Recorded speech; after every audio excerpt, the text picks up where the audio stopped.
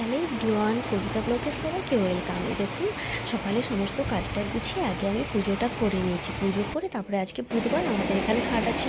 আর আপনারা জানেন যে আমার একা সংসার, আমাকে সব কিছু করতে হয়। এখন দেখুন, এখানে আমি শাড়িটা পরে আর রেডি হচ্ছি বাড়ির কাছে বাজার। এখন একটু টুকটাক মানে সবজি টবজি কিছু নেবো না, নেবো হচ্ছে যে মায়ের মাংস, একটু টুকটাক একটু সবজি নেবো, খুব বেশি বাজার করবো না। এখন আমি রেডি হয়ে নিচ্ছি, এই দেখুন। আর বাজারে গেলে এত সেজে গুজেও যাওয়ার দরকার নেই। আর ভালো তো শাড়ি পরেই যাবে না, বিশেষ করে মাছ মাংস বাজারে বাবা যে গ্যাস করে আর কাকাটাকে পুরো নষ্ট হয়ে যায়। এখানে তো টাকা নিতে হবে, টাকা না দিলে তো কেউ কোনো বাজার দেবে না। যাই হোক, এখানে দেখুন টাকা গুছিয়ে নিলাম, নিয়ে একদিন ব্যাগটা নিয়ে চলে যাবো আমি বাজার করতে। এই দেখুন, ব্যাগ একটা ছোট্ট ব্যাগ নিয়েছি, যেহেতু সবজি বাজার করবো না আমি, এই জন্য একটা ছোট্ট একটা ব্যাগ নিয়েছি। তারপর দেখুন, এখানে আমি বেরিয়ে পড়েছি বাজারের দিকে রওনা দেবো। এই দেখুন, রেডি হয়ে বেরিয়ে পড়েছি।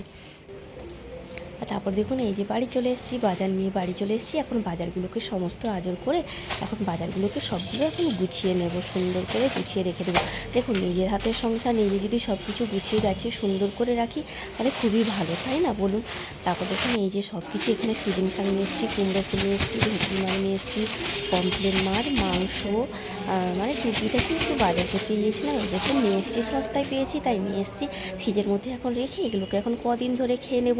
কি আমার মতো আপনারাও করেন তো, নাকি না একদিনই সব খেয়ে নেন বলুন? আমি কিন্তু খুব গুছিয়ে সংসার চালাই, জানেন তো। আর এখানে দেখুন, এই যে চিকেনটা ঢেলে নেবো। চিকেনটা আর মানে সকালে আর করবো না, এটা রাত্রির জন্য নিয়ে এসেছি। রাত্রে চিকেন করবো, যেহেতু আপনাদের দাদাভাই বাড়ি খায় না।